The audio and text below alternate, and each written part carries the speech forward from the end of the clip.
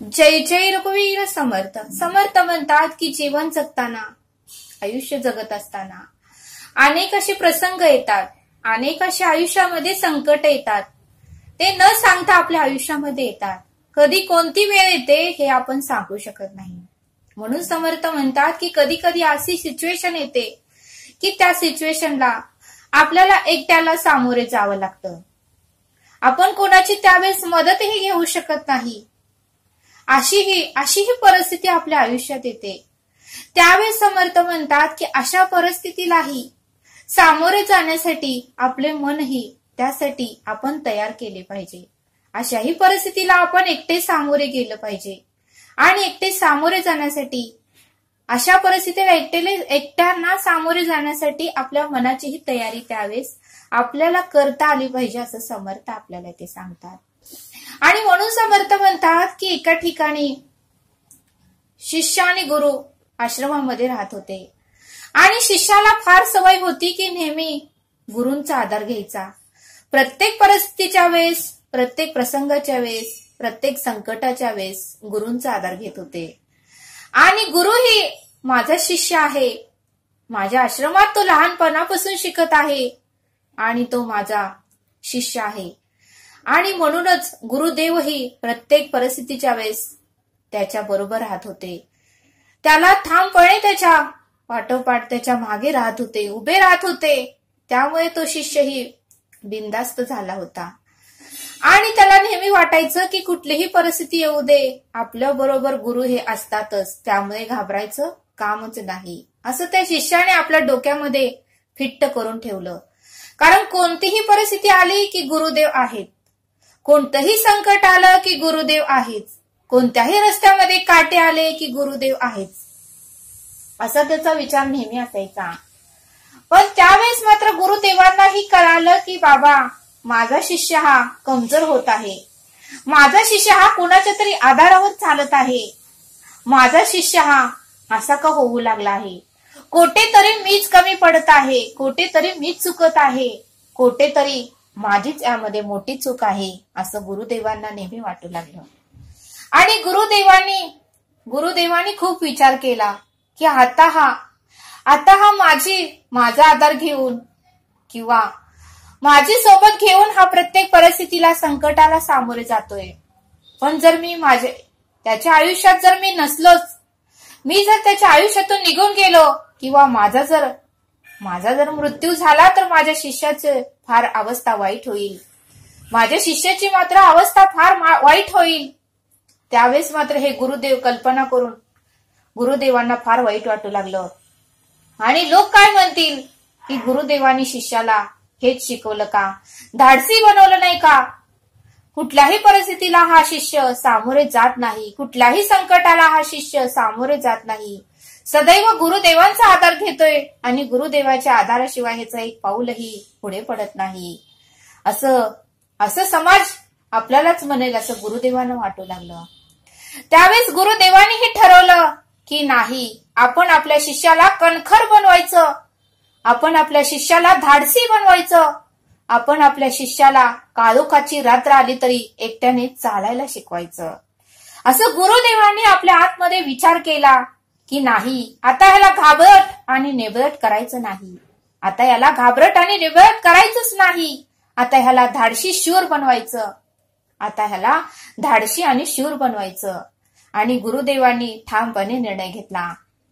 एके दिवशी मात्र गुरुदेव त्या शिष्याला म्हणाले की आपलं एका ठिकाणी काम आहे आणि तुला माझ्यासोबत यावं लागेल.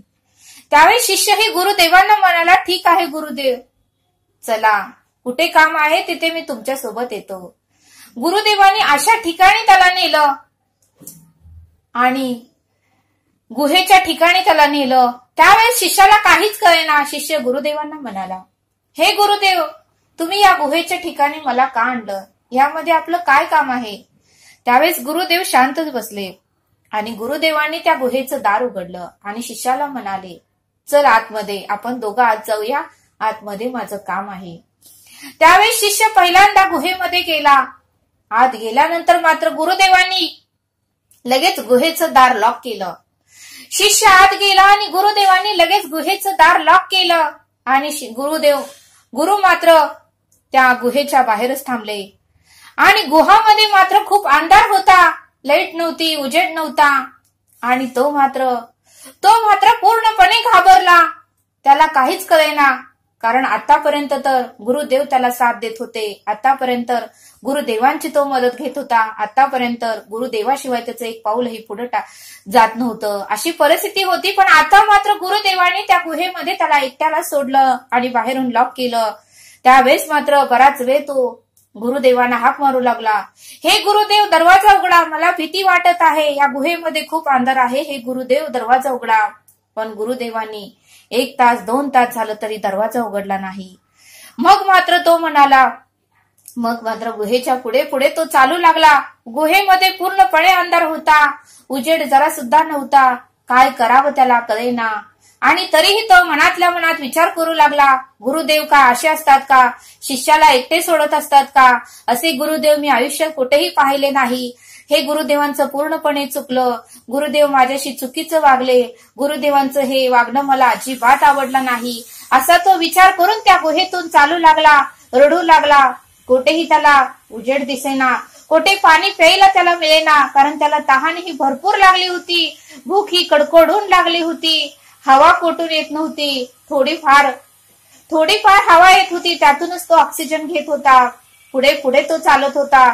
काहीही झालं तरी आपला जीव वाचवणे फार गरजेचं आहे असं त्या शिष्याला वाटू लागलं.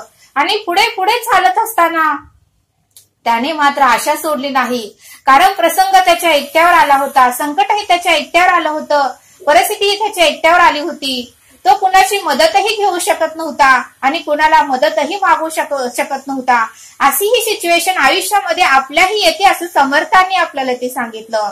त्यावेळेस मात्र तो शिष्य आपल्या मनाला समजावून सांगू लागला की किती जरी परिस्थिती, कसली जरी ही परिस्थिती असली तरी आपण कुणाचीही मदत घेऊ शकत नाही, कुणाला बोलवू शकत नाही, या गुहेतून आवाज बाहेरही जाऊ शकत नाही, यातून मात्र आपल्यालाच यातून बाहेर पडावं लागेल.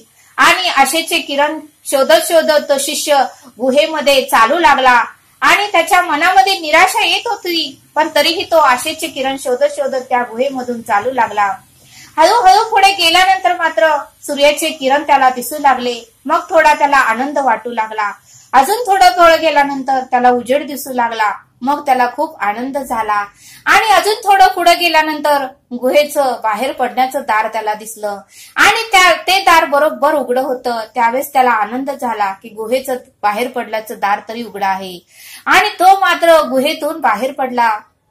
त्यावेळेस गुरुदेव मात्र गुहेच्या बाहेर पडणाऱ्या दरवाजापाशीच गुरुदेव बसले होते. आणि त्यावेळेस मात्र शिष्य ढसाढसा रडून गुरुदेवांचे पाय पकडू लागला आणि गुरुदेवांना म्हणाला, हे गुरुदेव, तुम्ही फार चुकीचं वागला, असं वागणं तुम्हाला शोभतंय का, आणि तुम्ही माझ्याशी असं का वागला, मी तुमचा शिष्य आहे आणि शिष्याशी गुरुनी असं वागायचं असतं का, मला तुम्ही त्या गुहेमध्ये एकटंच का सोडलं, त्या गुहेमध्ये अंधार होता, काळोख होता, काय दिसत नव्हतं, प्यायला पाणी नव्हतं, जेवायला अन्न नव्हतं, आणि तुम्ही मात्र त्या अंधारी गुहेमध्ये मला सोडलं, असं का केलं. त्यावेळेस गुरुदेवानी त्याला समजावून सांगितलं, अरे बाळा, आजपर्यंत मी तुला प्रत्येक परिस्थितीला, प्रत्येक संकटाला, प्रत्येक दुःखाच्या वेळेस मी तुला साथ देत आलो, पण मी तुझी कायम साथ देऊ शकत नाही, कारण माझं वयही झालं आहे आणि तू अजून तरुण आहे.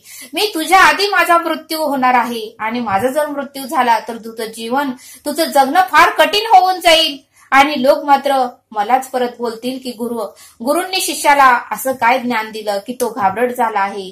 आणि म्हणूनच मी ठामपणे निर्णय घेतला की तुला आता धाडसी बनवायचं, तुला आता हुशार बनवायचं, तुला आता प्रत्येक परिस्थितीला, संकटाला सामोरे तुला एकट्यालाच जाता यावं. आणि म्हणूनच त्या अंधारी गुहेमध्ये मी तुला एकट्याला सोडलं आणि बाहेरून दरवाजा लावला. का तर तूही हुशार व्हावं. तुझ्याही आयुष्यामध्ये अनेक प्रसंग येतील, अनेक संकट येतील, अनेक परिस्थिती येतील, अनेक दुःखाचे वादळ येतील. त्यावेळेस ते सगळं काही तुला एकट्यालाच सांभाळून घेऊन त्या एकट्यालाच परिस्थितीला सामोरे जायचं आहे. आणि त्यावेळेस तुझ्या मदतीला कोण असू नसू, पण तू मात्र त्या परिस्थितीला एकट्यालाच तुला सामोरे जाता यावं, म्हणूनच मी गुहेचा दरवाजा लावला. यामध्ये माझं काहीही चुकलेलं नाही आणि माझा काही यामध्ये दोष नाही. त्यावेळेस मात्र शिष्याच्या डोळ्यात अश्रू आले आणि गुरुदेवांची तो माफी मागू लागला. गुरुदेव, माझं चुकलं. खरंच मी आतापर्यंत तुमच्या आधाराने चालत आलो आहोत, पण आता इथून पुढे मी वचन देतो तुम्हाला, इथून पुढे मात्र मी प्रत्येक परिस्थितीला, संकटाला मी एकटेच सामोरे जाणार गुरुदेव. आणि त्यावेळेस गुरुंनीही शिष्याला आशीर्वाद दिला. मग समर्थ म्हणले, या बोधातून आपल्याला हे शिकायला मिळतं की नेहमी आपण आपल्या घरामध्येही आई वडिलांवर अवलंबून असतो, बहिणीवर अवलंबून असतो, भावावर अवलंबून असतो. पण समर्थ म्हणतात की कधी कुठली सिच्युएशन येऊ शकते ते आपल्या आयुष्यामध्ये आपण सांगू शकत नाही. म्हणून समर्थ म्हणतात की कोणावरही अवलंबून राहू नका. प्रत्येक परिस्थितीला, संकटाला एकट्याने सामोरे जावा की जेणेकरून आपणही धाडसी होतो, आपलं मनही घट्ट होतं आणि आपल्यामध्येही एक प्रकारचं सामर्थ्य येतं, एक प्रकारचं धाडस येतं, असं समर्थांनी या बोधातून आपल्याला समजावून सांगितलं. तरी आता आपण येथेच थांबूया. धन्यवाद. जय सद्गुरू.